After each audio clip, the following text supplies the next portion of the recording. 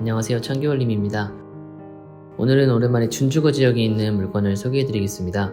요즘 준주거 지역에 있는 신축들이 대부분 1억이 넘어가고 있는 상황에서 그래도 평당 8천만원대 신축 건물을 소개해드리겠습니다. 물건지의 위치는 신림동에 위치해 있습니다. 신림역으로부터는 직선거리로 약 500m, 그리고 2달 뒤에 개통하는 당곡역까지는 450m 거리에 있습니다. 어쨌든 W역세권이 될 지역이고 바로 옆에 산책을 할 수 있는 도림천도 있고 별빛거리라 불리는 패션 문화의 거리가 그 인근에 있습니다. 신림선에 대해서는 제가 누차 항상 언제나 말씀을 드렸지만 다시 한번 말씀드리자면 서울 3대 도심 중에 하나인 여의도와 강남까지 지하철로 20분대 진입이 가능하다는 서울에서 정말 몇 안 되는 곳이라고 자부합니다. 그리고 위쪽으로는 보라매 병원과 서울 서남부권에서는 그래도 가장 큰 보라매 공원이 있습니다. 다시 건물로 돌아와서 준주거 지역이다 보니까 반지하가 없는 것이 특징이고 7층까지 올라가 있습니다. 보시다시피 주차는 3대가 가능하지만 건축물 대장상의 허가 대수는 2대입니다. 엘리베이터가 있고 깔끔한 외관에 월세 수익까지 잘 나오는 건물입니다. 건물 3개면을 모두 대리석으로 마감을 했고 섬세하게 LED 명판까지 들어가 있습니다.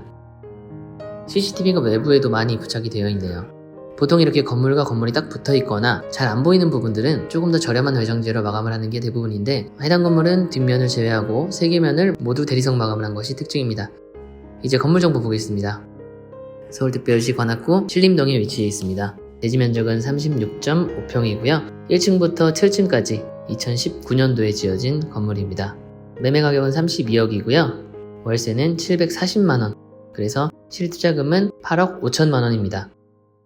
제가 항상 말씀드리는 이 임대 현황은 현재 현황일 뿐이지 충분히 바뀔 수 있는 내용들입니다. 다시 말하자면 현재 실투자금은 8억 5천이 필요하지만 일부 금액 조정 조금 하고 월세 호실을 전세로 돌린다고 하면 실투자금은 어쩌면 4억 또는 5억 수준으로도 맞출 수 있다는 얘기입니다. 참고하시면서 내부 한번 보겠습니다. 1층은 마치 호텔처럼 잘 꾸며놨습니다. 내부의 마감을 타일이 아닌 파벽으로 일부 마감을 했고 현재 시간이 10시 30분인데 내부에 시계까지 있네요. CCTV는 총 14개 채널이 운영되고 있습니다. 소리가 담기지는 않지만 1층에는 잔잔한 음악까지 나오고 있습니다. 지하에는 방이 있지는 않고 기계실이 있습니다. 1층에는 방이 1개 호실이 있습니다. 2층부터 7층까지는 호실 타입이 동일합니다. 1호 라인은 큰 원룸, 2호 라인은 방과 거실이 분리된 1.5룸, 3호 라인은 1호 라인보다는 비교적 작은 원룸이라고 보시면 됩니다. 전호실 만실이고 퇴실 예정인 호실조차 없어서 내부 영상은 찍지 못했지만 섬세하게 작업하시는 분이시라 내부도 꼼꼼하게 짜임새 있게 잘 해놓으셨습니다.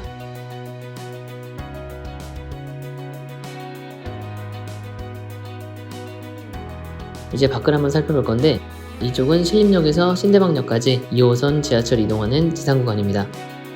그리고 뒤에 보시면 높은 건물들이 있죠. 보라매 공원 쪽에 있는 상업지입니다. 그 뒤쪽으로는 보라매 병원도 있습니다.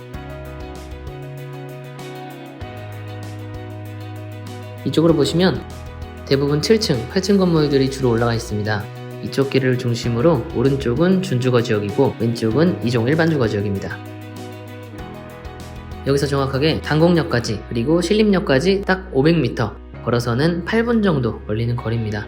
2호선과 신림선의 W역세권 수혜지를 받을 지역이고 사실 지금까지 관악구 쪽에는 큰 교통호재가 없었는데 이번 신림선과 서부선, 난곡선까지의 이슈를 본다면 지금은 다소 저평가됐을 관악구가 그래도 크게 스포트라이트를 받을 수 있는 요인이 되지 않을까 기대해봅니다.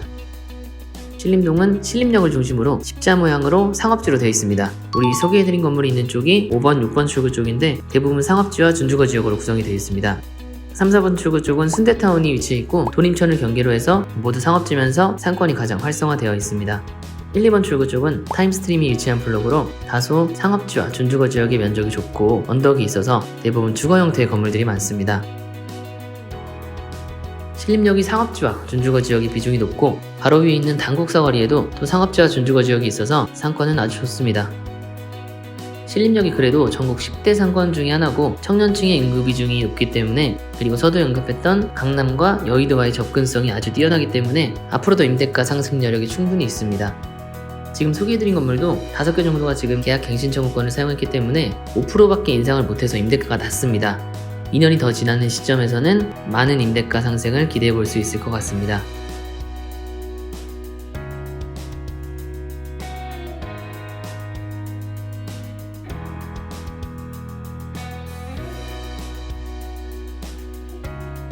지금 여기가 패션 문화의 거리, 별빛 거리라고도 불리는데 지금 아침 시간이라 사람들은 많이 없지만 그래도 저녁 시간이 되면 여러 상점들에 손님들이 많이 있습니다.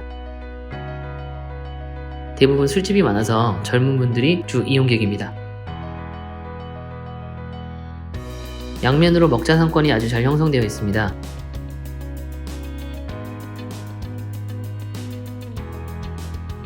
여기가 주민센터인데 곧 리모델링을 할 것으로 보입니다.